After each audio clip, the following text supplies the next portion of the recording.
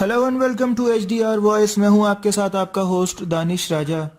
जनाब, इसराइली वजीर आजम नेतन्याहू ने रवां हफ्ते हिंदुस्तान का दौरा किया। अपने 6 रोज़ा दौरे के दौरान उन्होंने भारत की कई मारूफ शख्सियात से मुलाकातें की, लेकिन बॉलीवुड पर 3 दहाइयों से राज करने वाले खान्स इसराइल के वजीर आजम से मुलाकात न कर सके।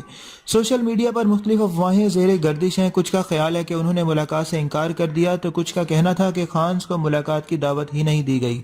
सीनियर सहाफ़ी हामिद मीर का कहना था कि खान्स ने इसराइल के वजीर आजम से मुलाकात से इनकार इस वजह से किया सीनियर सहाफ़ी हामिद मीर का कहना था कि खान्स ने इसराइल के वजीर आजम से मुलाकात से इनकार इस वजह से किया क्योंकि वो फ़लस्तीन में इंसानियत के ख़िलाफ़ जराइम में मुलविस है, जबकि इनकी हुकूमत ने भी अक़वाम मुत्तहिदा में फ़लस्तीन के हक़ में वोट दिया था।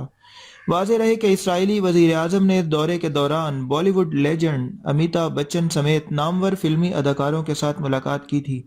उसके अलावा वो ताज महल भी गए थे, जहां उन्होंने अपनी अहलिया के साथ तस्वीर खिंचवाई थी। भारतीय बॉलीवुड के 3 मारूफ अदाकार सलमान खान, आमिर खान और शाहरुख खान ने इसराइल के वजीर आजम के साथ मुलाकात करने से इनकार कर दिया। तफसीलात के मुताबिक उन भारतीय बॉलीवुड के 3 अदाकारों ने इसराइली वजीर आजम से मुलाकात न करने की वजह बताते हुए कहा है कि वो एक यहूदी वजीर आजम है, और उसके पीछे भी उनकी वजूहात ये हैं कि वो एक करप्ट इंसान है जो फ़लस्तीनी ख़वातीन और बच्चों पर जुल्म करता है।